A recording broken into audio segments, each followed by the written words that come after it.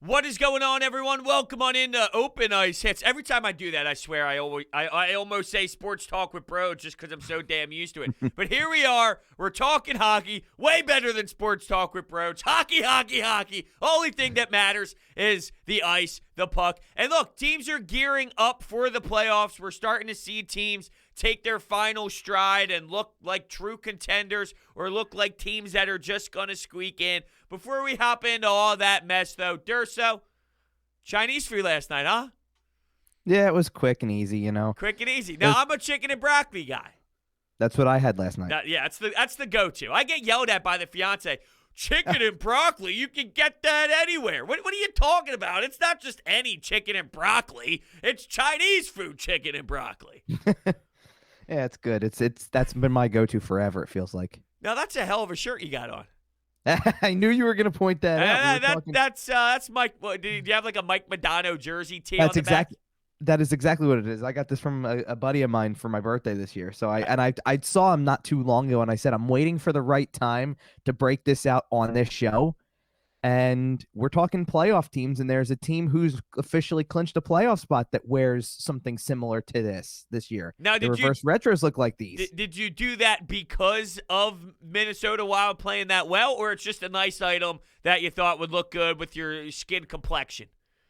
With my skin complexion. That's going a little far. No, I did that because of the fact that you wrote the words, I believe the text said, who are sleeper teams. I did say that. That's why I wore it. All right, well, then I'll ask you, do you want to start with the sleeper teams, or do you want to start with the squads that are blowing your brains because of how well they're playing and they're just the top dogs that you're afraid you're afraid of, the top teams that you're afraid of? Where do you want to begin? Sleepers or the top dogs?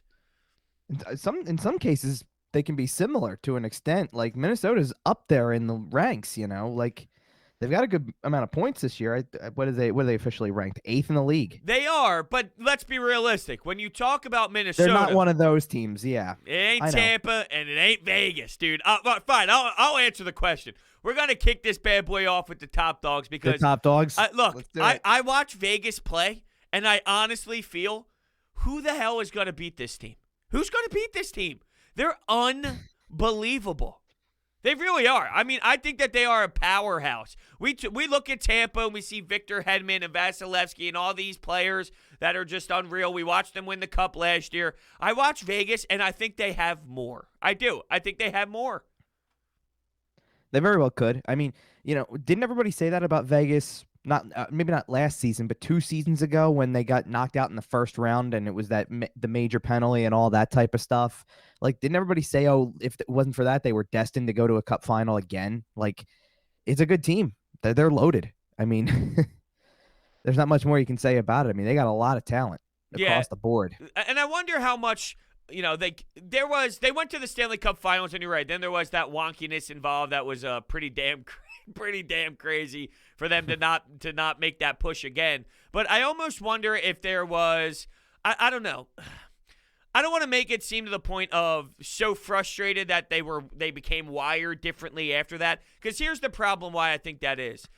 Vegas has this problem with everything they do well. There is a culture problem with how they treat guys. They send guys out. I remember reading like the Athletic piece when they started to make huge trades and bring in Pacioretty and bring in this guy and move on from this player and that player and this player and that player. There's no, like, you could just get shipped out at any point. There's no family culture involved. It's, you know, just random, and it's all over the place, and it doesn't matter what you do. And I don't know if that's necessarily the case with other franchises. For example, our home team, Claude Giroux. You're not just going to ship out Claude Giroux without talking to him, having some conversation. Obviously, there's a no-trade clause in play. But my point is, in Vegas, that would happen. So normally I would apply some tough playoff losses to, hey, they came together as a locker room, and they made sure the next season they built off of that. But because of how it's structured internally and how much it is more of just like shipping guys out and bringing guys in, I don't know if that's necessarily the case. Does that make sense to you on what I'm trying to say?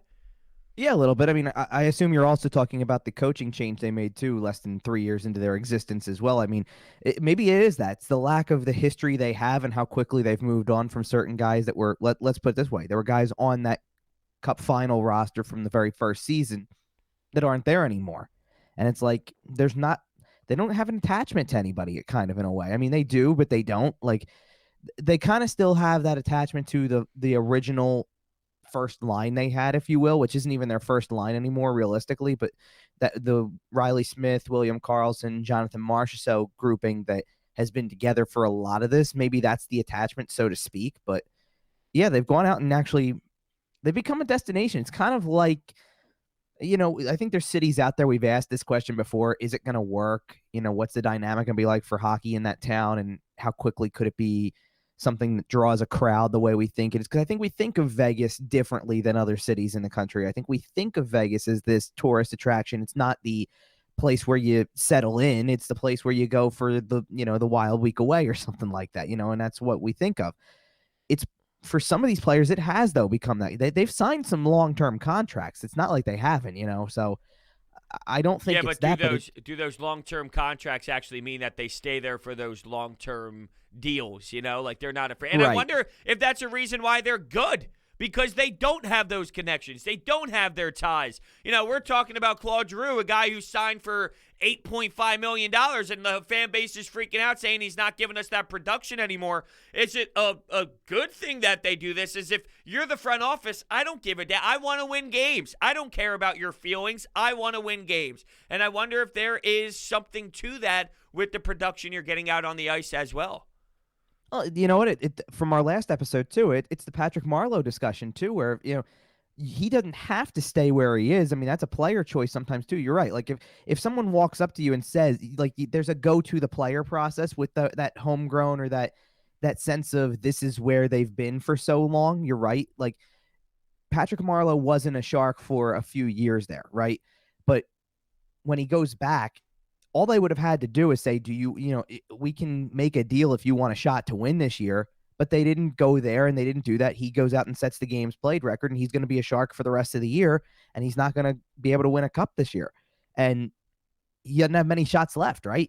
So how, what's your decision there? Who can you go to? And Vegas just doesn't feel like that. You're right. I mean, it's not like I said, it's not just players. They've gone through they've gone through a coaching change already. And hired their rivals head coach. Yeah, not only some random dude. It's, let's bring in, someone who got fired from Montreal, or let's go bring. No. Let's pick up the phone and go to San Jose. Think about the locker room dynamic. For real, though, I couldn't even imagine.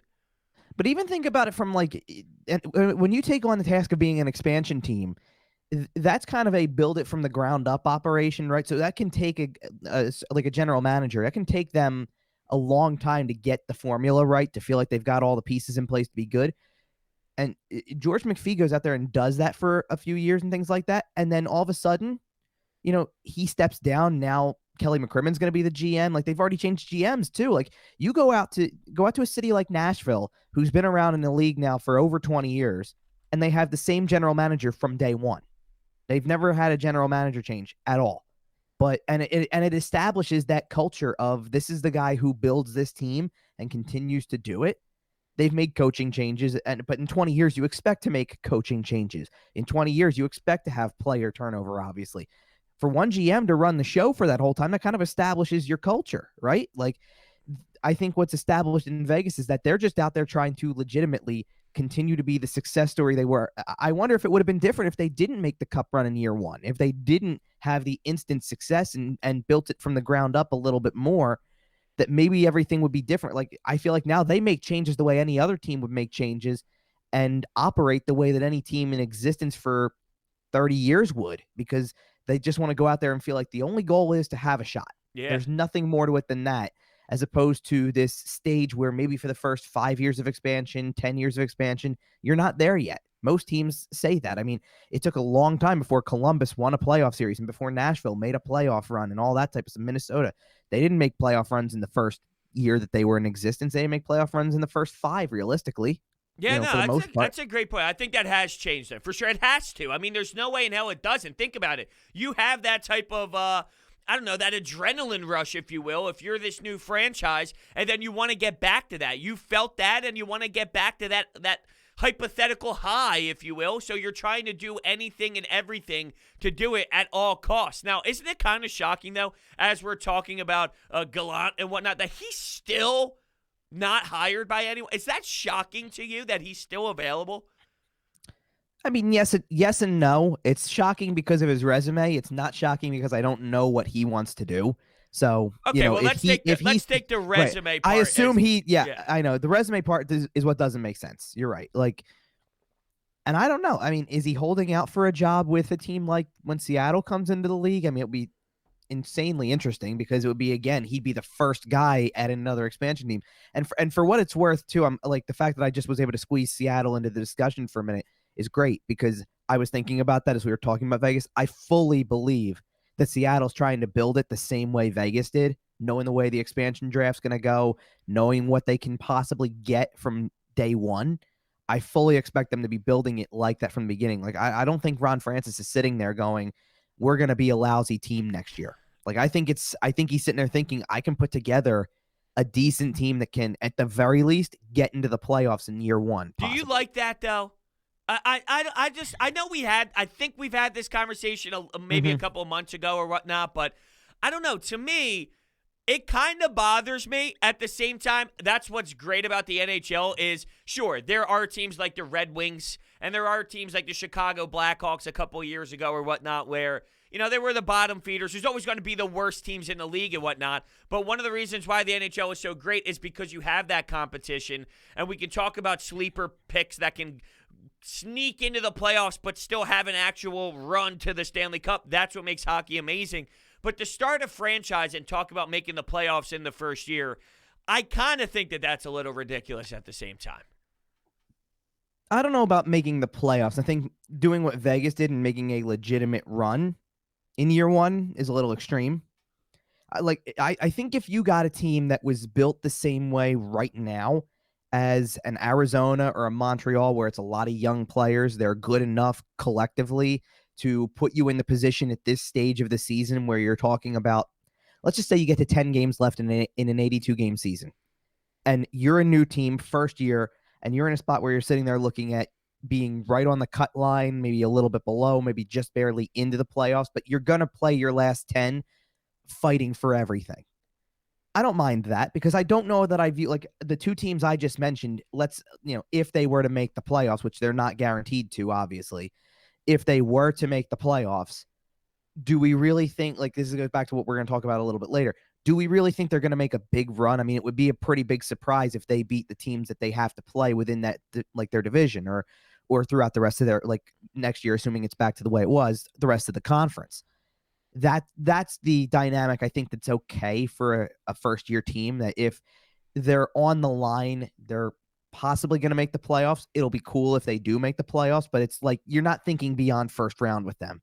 Vegas came in, and I think people actually legitimately saw them perform the way they did in year one and went, could they actually do something bigger in the playoffs? Like, is it possible to But have, and what if Seattle does that again? Let's say Seattle makes it to the Western Conference Finals. right, Do we now have to have a discussion on what the hell you just did again? possibly, yeah. I mean, I don't think you want to see it happen twice in a row. And I don't know. I mean, It would you know, devalue what Vegas did, to be honest with you.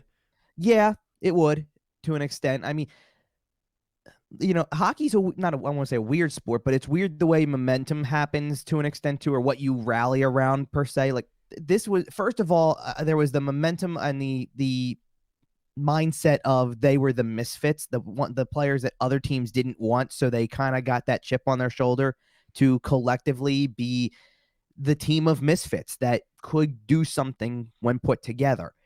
There was also there was a mass shooting in Vegas before they ever played a game. Now they're rallying around the community.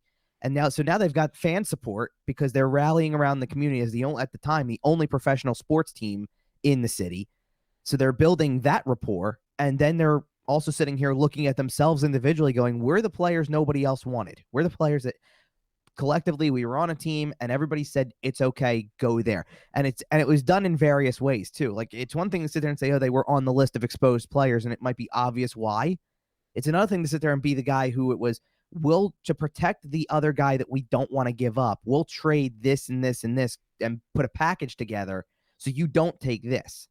And and basically it shows that you're expendable. So again, you're a cast off.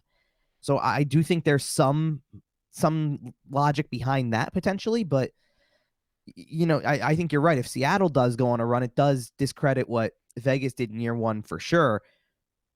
I just don't know if it's going to happen per se. I mean, I feel like we're going to look at Seattle differently than we did with Vegas. I think when we saw Vegas, we saw Nashville and Minnesota and Columbus and teams like that and said it's going to be one of those stories again.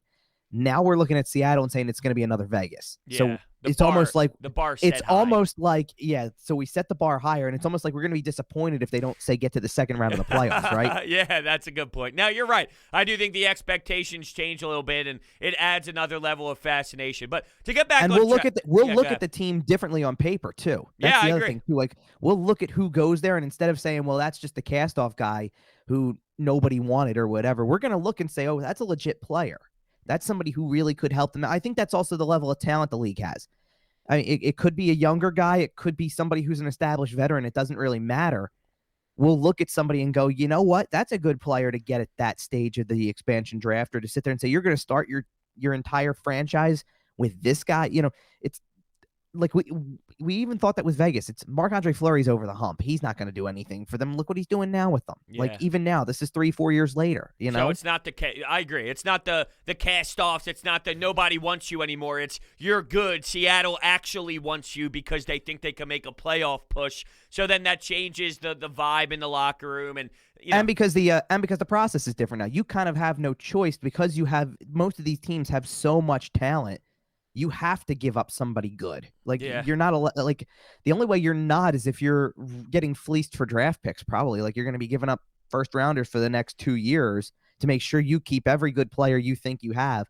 And then even then you're sending a guy who may not be as good to you as a team giving it away, but you're going to put the chip on that guy's shoulder and say, we don't want you.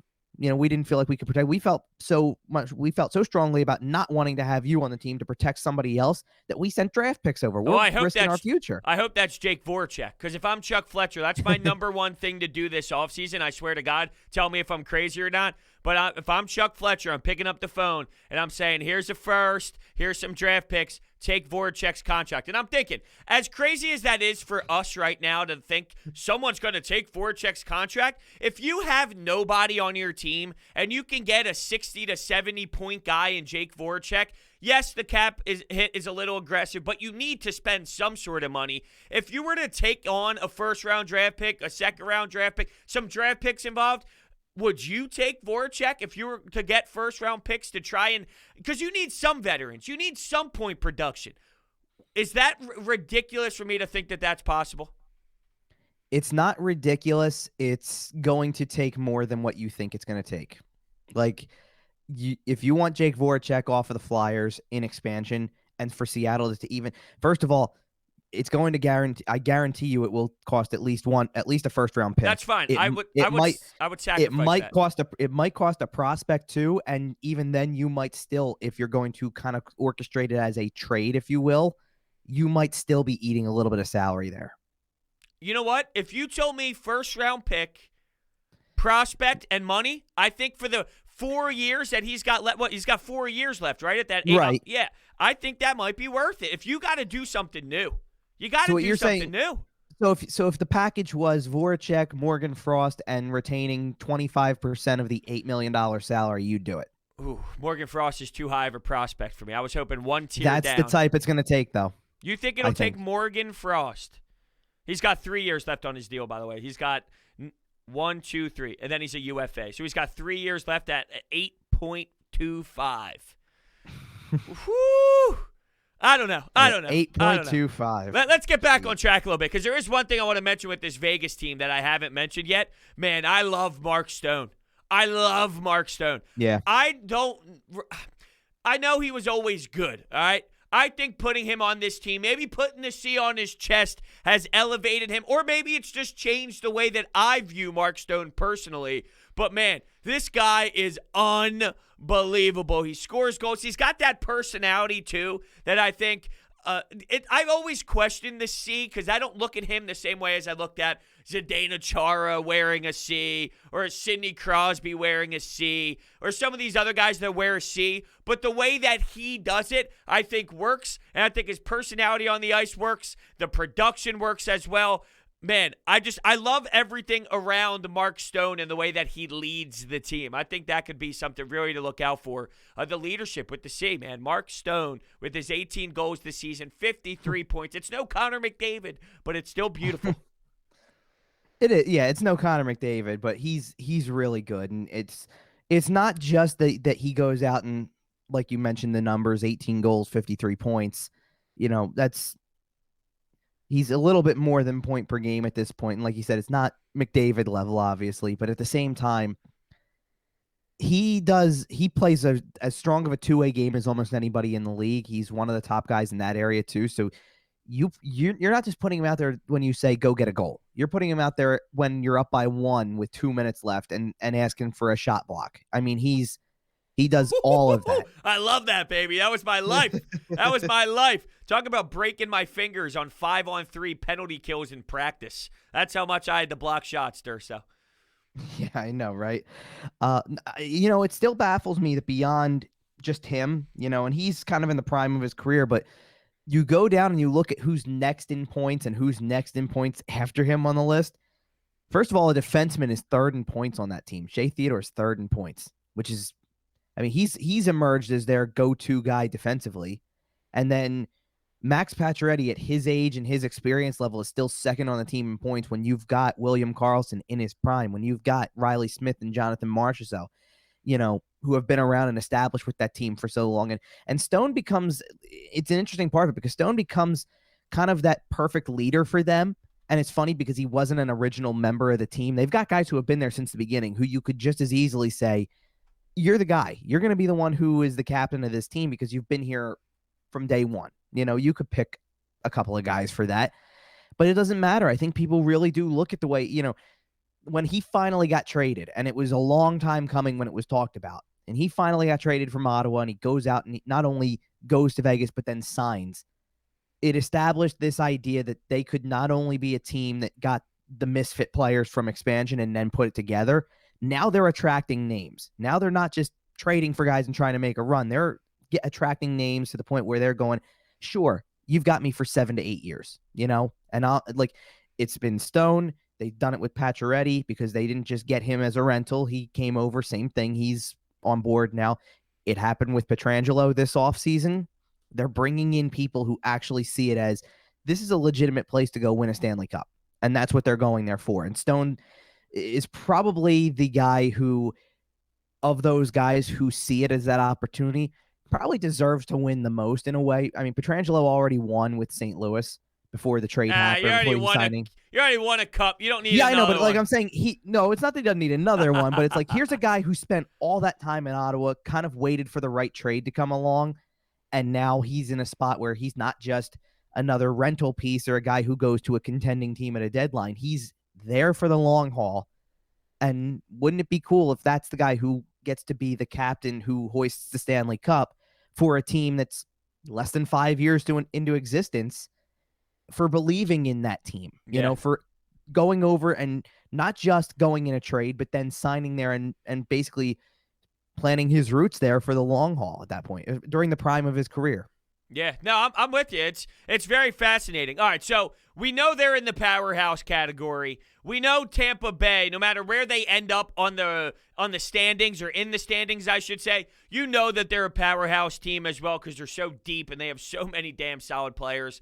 Is there anybody else that we have not mentioned yet to you that's in the powerhouse category? Because, you can look at some teams. I know Carolina's up there with points, but to me, you still have a lot to prove. I guess there might be teams that are up there in points, but that doesn't necessarily mean to me that you're in powerhouse mode. I need to see more out of some of these squads. So I honestly think that's it for me. For you, though, on your list, is there a squad that we have not brought up in powerhouse mode?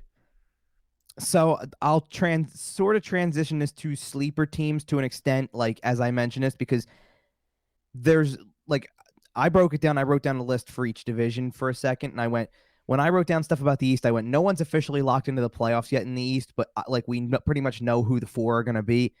I don't consider any of them. I think that whole division is up for grabs. I don't find one that stands out as a powerhouse. I don't find one that I call a sleeper. I sit there and I go, I wouldn't be shocked if any of them made it. And I wouldn't be shocked with certain ones. Like I could borderline say Washington and Boston are on that powerhouse borderline to an extent because mostly established cores, the same group we've seen for a lot of years. Wouldn't be shocking if they made a run in the slightest. But are they like tough competition to get there, obviously? The only other one that I can think of that doesn't fall into that category that I would call powerhouse, and I've mentioned them before because I considered them one. I told you they're one of my favorite teams to watch. I think Colorado belongs in that discussion. That's my only one that I add in there. No, I agree with you. I thought that was the iffy one. That was maybe they're in, maybe they're not in. I don't know, though. Man, they are good. But I was going to say, their numbers show you 31, 11, and 4. But when I watch them play this year, and this is strictly based off of the eye test more than anything else, I don't know if they move the needle the same way that maybe they did in recent years past for me. Even though their numbers on paper, their wins, their losses, it'll tell you that. But when I watch them play, I just don't know if it hits me as hard as maybe it did in other years. Is that a fair assessment, or do you disagree with that? I wonder if you're thinking that because of the fact that they've also had they're the only team in the league that's had to pause twice for COVID reasons. True. And that means that not every single time you watch them are you getting the full strength roster most of the time. Like they've been playing games and still, like they're locked. And the fact that they're locked into a playoff spot right now, certainly not their spot in the division, not locked in yet, obviously, but their playoff placement is locked in. I wonder how much of the rest of their schedule now, and they have actually a decent number of games to go. They're only at 46, so having 10 to go is pretty significant at this stage of the season. I wonder if they're also already trying to maybe see, like, because I get the feeling that based on the lack of games they've played and having another pause, that I guess that they'll have games after everybody else is done who's around them, because it's really a 3-team race at this point. I mean, whoever's fourth is fourth. It's the top 3 are battling for seeding at this point. I wonder if they get to a certain point, like let's say that they get to the last 2 games of the season. Minnesota's clearly behind them. Vegas is clearly in front of them. There's no way to go up, no way to go down. Do they rest up a little bit just to prep for that playoff period? And to say, with everything going on with the side effects that you can get from being on the COVID list for a while or whatever, take a break, refuel, and get ready for this run, because they already know. I mean, that whole division to me, I feel like we're just, and this is, again, we're going to try to transition to the sleeper teams a little bit. To me, that whole division is penciling in a second round to go to the Final Four of this year, penciling in that second round Vegas-Colorado series, which would be outstanding. I certainly would love to see it. And then, and that's why I think that Minnesota is a bit of a sleeper, because no one puts them in that discussion, but that's how good Vegas and Colorado are, that no one would be surprised if they got to the 8 teams remaining to get into that position to win the division, essentially, to win the division in the playoffs, if you will, like to be that last team out of the playoffs. So, but I put them right there because I think that they've got so many pieces. I love their top line. I like their depth a lot because they do have a lot of other great players who have stepped up when they've had guys out of the lineup for whatever reason, and they've pretty much gone without every single member of that top line, at least for one game this year. Their defense is really strong. I mean, Makar's very quickly become like, look at what he did in the playoffs one year, to, pretty obvious Calder choice or mostly pretty obvious Calder choice is Adam Fox better? Elite. Oh, dude. I mean, Adam Fox has been good, but dude, oh my God, did you see that toe drag at the blue line last night? Oh no, I didn't, because I was live reaction, reaction, because I'm sending that over to you. I mean, I believe I tweeted out last night. I watched an absolute, basically glorified beer league game in the third period for what I had to watch. So God bless you. All right, here you go. I just sent it over to your. I sent it over to your text message here. No, I don't think, to be honest with you, I'm just joking. I don't think Adam Fox is Cal Makar, but he's good. He's good, man. He's good. I'm trying to wait for it to load right now. To see it. So it was phenomenal. Last man back at the blue line, hits a toey. Just hits a toey. Now, to be fair, their opponent is the Buffalo Sabres. Yes. I'm actually more impressed. Did the pass connect? You're not. I don't know. It's No, a good. because he's throwing it between two guys, and it looks It, like it's barely moving, but he gets it there. You know, like it looks it's like so he was. impressive. It looks like he's trying to make a backhand pass to whoever's on the wall, and it gets deflected to the other side of the ice. No, or am I reading that the wrong way? No, he makes a forehand pass. He toe drags around him and then like glides it in between two players towards. Oh yeah, he does. He does make a forehand pass. So that's why I'm asking. I'm like, if that connects, then that's insanely So impressive. you're watching the pass, and I'm watching the toe drag. Oh no. The toe drag was great, but the fact that he made a pass immediately after and did it in such a way where it doesn't like it's not like it's a hard pass to the net or anything like that. Like that's almost like a glide it through. Everybody's stunned by watching what you just did, making the move, and you get it through anyway. Yeah, he's really good, and I don't know. I mean, I don't know if he's gonna get Norris conversation just yet. It's early. Yeah, I agree with you there. And not only that, but he's playing for a team that probably won't make the playoffs. I mean, I keep them on the outskirts of it right now. I still like half mention them in the discussion because there is still a path where they're going to play Boston twice and they might be separated by 4 points. But Boston's still going to have those 2 games in hand, and I just don't think it's going to work out for them. But at the very least, I feel like their youth are playing better, and because they're playing better, I see the potential for them down the road. Like I see them as a near miss that you go, well, next year, watch out when you get more games against other teams. Didn't we do that last year, though? See, and I agree. They're obviously playing way better than they were in the beginning of the season and all. They had more confidence as a squad, and I thought there was a chance before the Taylor Hall trade that maybe could punch Boston in the jaw and sneak into that spot. Now Taylor Hall seems to be scoring goals again and becoming a hell of a player. But I guess my point is, didn't we say that with New York last year is, man, give them Lafreniere, and they get that first overall pick, which they didn't know at the time of them playing. But you get my point. It was wait for next year, and I felt like we did that this year. Are we going to do that again? Let's say we say that again this offseason, which is valid to a degree, and then they have this type of season again next year. At what point is it you're either taking that step or you're not? And then does that mean the coach is on the block? It's a byproduct of the division they play in, too, that I think has to do with it. Because I just wanted to go check. I'm like, it feels like they're better than what they are. Like for 5th in the division, it feels like they're better than that in a way. They're 13th in the league in points. Put them in any other division, they're an easy playoff team. I mean, you can say that about a few teams out of you could say that about a lot of teams out of the East in particular. The competition is the toughest probably in that division, but yeah, I mean, the fact that they're ranked 13th or tied for 12th, I guess, actually, because it's Edmonton's got the same point total, almost the same record. Yeah, it's crazy, actually. I didn't realize that. You're right, because they would be in over the Canadians in the North. They would be in over the Blues in the West, and they would be in the Central over the Nashville Predators right now. So I did not even realize that it was to that level with those other divisions. But I've definitely seen them come together better in the second half of this season, and I think that bodes well for the future. I mean, there was a time I felt like I was watching, when they played the Flyers the very first time this year, and the Flyers were coming back from a COVID pause. The Rangers were still trying to throw guys out there. They had guys on the COVID list at one point in time.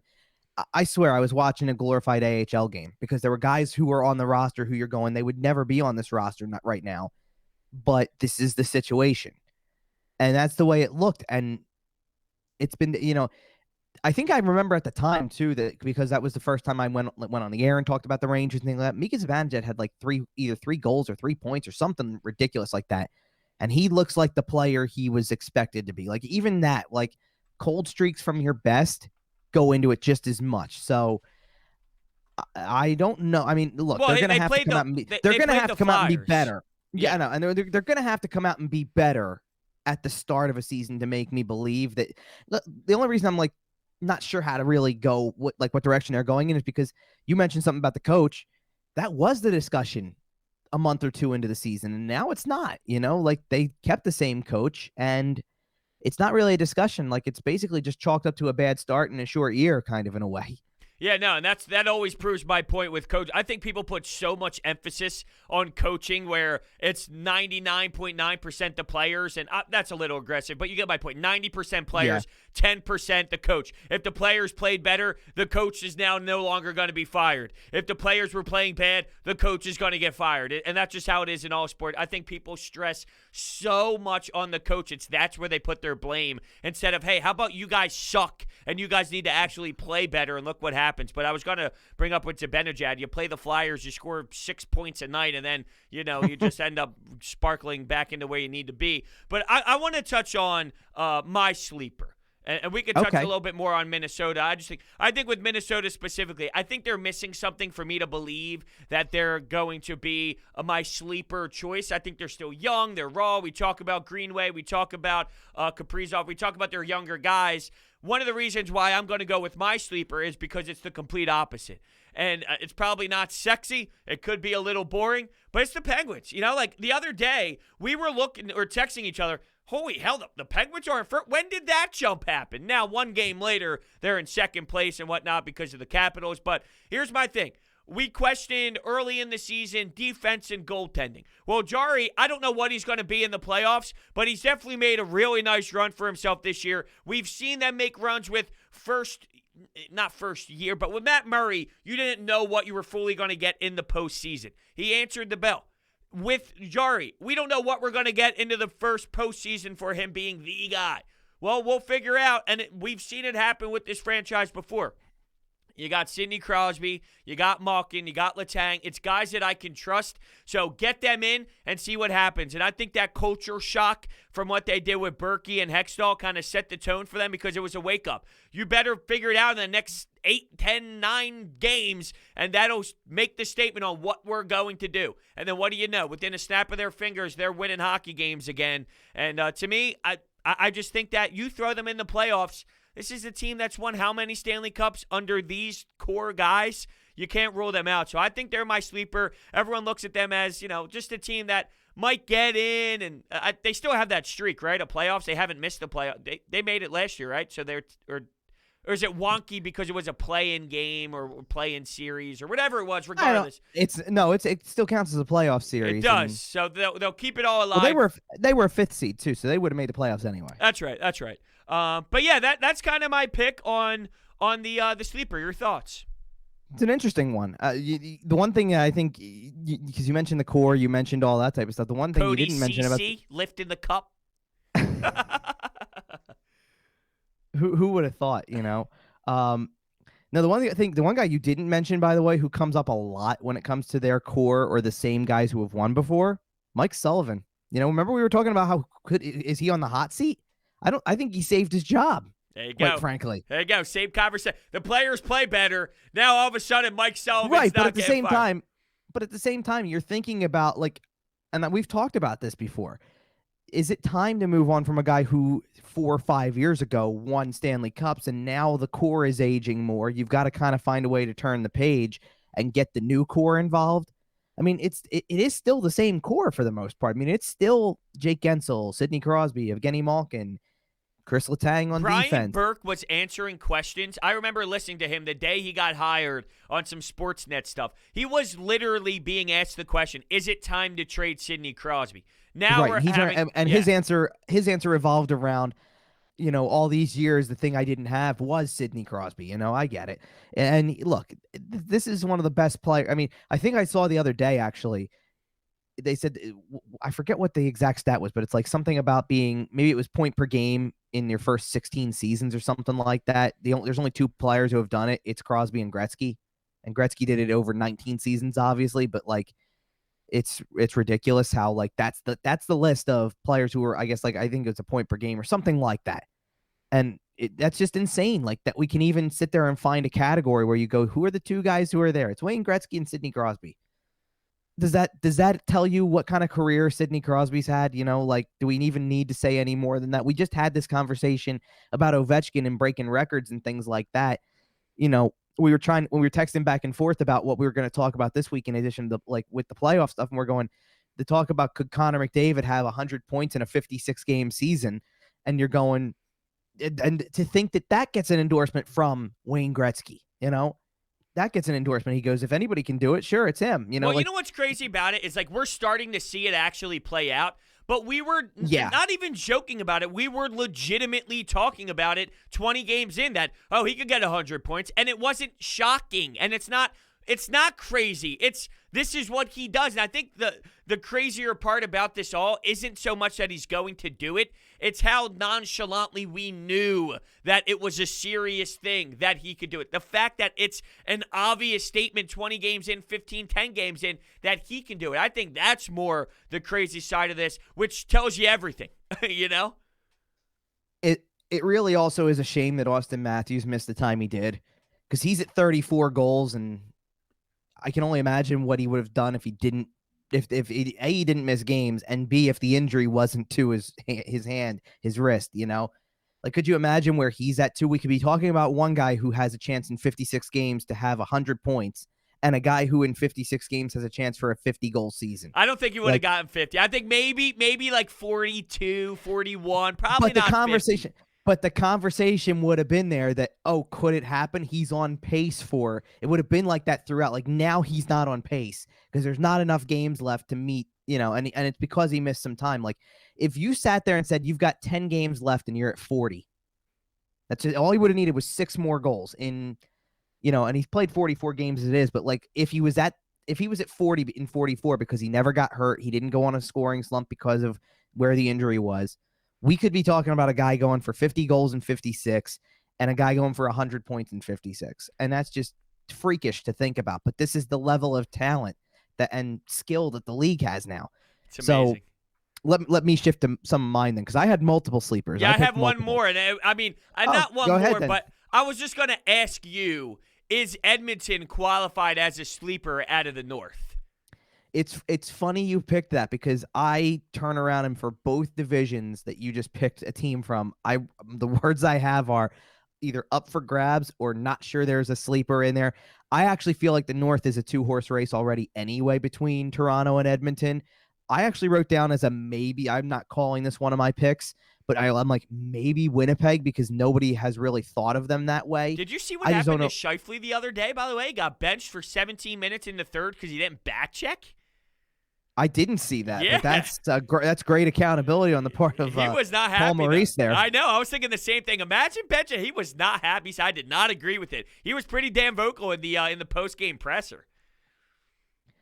And it's high demand from a team that's going to make the playoffs, you know? Yeah. I like it, though. I like it. I know. So I guess I'll start my sleepers with the obvious one that I already hinted at already. So I really think Minnesota's a sleeper in this, and I think that's because they're in a division where people aren't, I guess, giving them enough credit so far for being right up there with the other two. I mean, we're looking at Vegas, we're looking at Colorado and going, yeah, they're really good, you know, and we expected them to be really good. And like I said, I think we're penciling in that second round matchup. It's going to be Vegas, Colorado.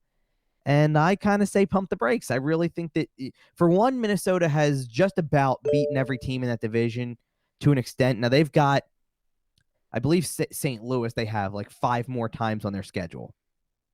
They haven't had the best success against Colorado. They've actually had pretty good success against Vegas. They're 4-1-1 against Vegas with 2 games left. They already played their 8 games out against Colorado, and they went 3-5. So it's a little different, but they've proven they can beat any team in the division. Let's just be clear about that right away. They also have been a team that has notably gone on winning streaks throughout the year. Like, I've looked at when I look back at their schedule and see what they've done, I think there's a 5-gamer, a 6-gamer, and a 7-gamer in there, in addition to like when they lose a stretch of games for whatever reason.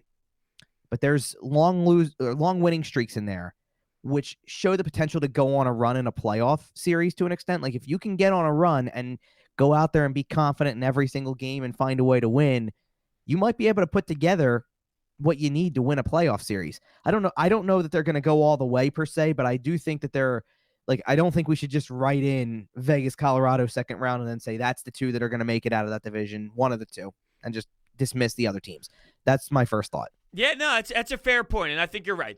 Would it be shocking if they won a series? Not necessarily, and I think that goes back to, I don't know. I guess my big thing, though, and I'm pretty consistent with this with all of sports. I love youth. Youth is great. But I think when you're ready to do something serious, and that's the difference, like win a playoff series, I think they can absolutely, even if it's, quote, an upset, even though it's not maybe as much of an upset as people might think it is, but youth scares me in playoffs because we watch it with Travis Konechny, where this kid is a stud all season long. And then guess what? Teams take away time and space to another level, and you're studying film, and there's film sessions for a 7-game series of counter attacks, which changes the game insanely. So Kaprizov, the kid's a stud. He's on another level compared to Travis Konechny. With that being said, though, if you take your number one D pairing and you emphasize taking away Kaprizov to a playoff level, how does that change his production and all? And who knows, he could rise to the occasion. I'm not saying he can. He absolutely can. Youth scares me, though, in the postseason. So with this team, and that's why I go exactly the opposite with the Penguins. Why do I feel so comfortable about them? They've done it. They know how to do it. This team, I'm looking through some of their stats, though, because Zuccarello is an experienced guy. Zuccarello's their third guy in points. Fiala, I don't know what to expect out of him. He's weird because he had all that success, and then you make that trade, and there's been some ups and downs with him, you know? Like, is it a guy that you can fully 100% believe in? Greenway, I don't know. Youth scares me, and that's where I'm at with Minnesota. Youth scares me. Fair or unfair, that's how I feel. That's a fair point. And I'll throw this in there too, because you just mentioned a bunch of names there, because you mentioned Zuccarello, you mentioned Fiala, guys like that. And then you mentioned the young guys too, obviously. Do they actually have a superstar yet? You know, I mean, Kaprizov, obviously, what we said, he's a stud, but he's also in the Calder discussion. Let's be real. He's not yet that kind of player. You feel comfortable about Pittsburgh. Why? Because it starts with Sidney Crosby. There's like, that's not just saying superstar, that's Hall of Famer. This would almost be if Minnesota went on a run and beyond just winning one playoff series, if Minnesota came out of the division, let's say, then now you have this discussion about almost like how when you talk about building a team, it almost becomes a conversation of it doesn't require a superstar, you know? They don't have that one guy to me who stands out completely above everybody else. You know, and every other team in the division does in that division. You know, if Colorado wins, then you sit there and you go, well, you started with McKinnon, and then you go down from there, and there's others who could just as easily be as good. It's McKinnon, it's Makar, it's Landeskog, it's Rantanen, it's, you know, and you can reel off names and go, they all should be top end, like they're all high end players in the game, and you don't even have to think about it. With Vegas, you don't even have to think about it. Mark Stone, Max Pacioretty, and these are established all-star players and things like that. You don't even have to think about it. You know, if Fleury's in goal, let's say, you know, whatever. You don't have to think about what kind of star power they have. Minnesota just doesn't have star power. But that doesn't mean that they can't win and be successful. And I think that the interesting part is that the conversation with them has shifted from their, you know, oh, they look like a good team at the start to they've actually put it together for a whole year. Like it went from hot start, what does that do, to they're actually firmly established in the playoff race. They've got their spot. I think now they're a team to watch because of that.